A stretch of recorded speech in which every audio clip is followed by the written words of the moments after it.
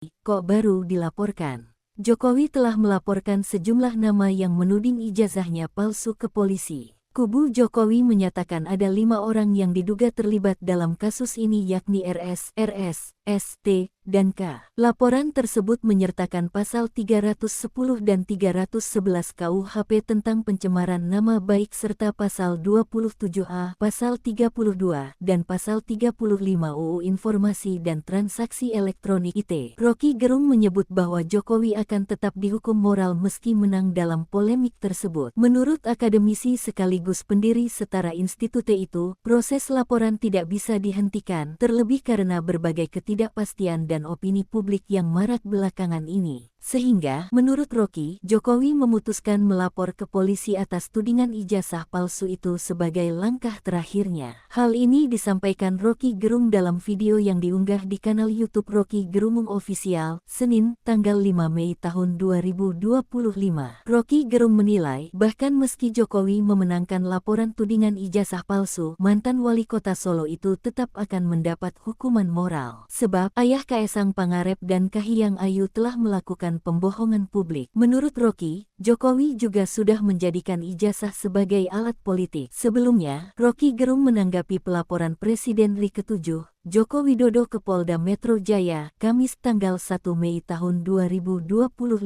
Menurutnya, Presiden Jokowi akan dituduh membuat kegaduhan. Menurutnya, setelah 2 tahun isu ini menggelinding di media sosial, baru Jokowi melaporkan.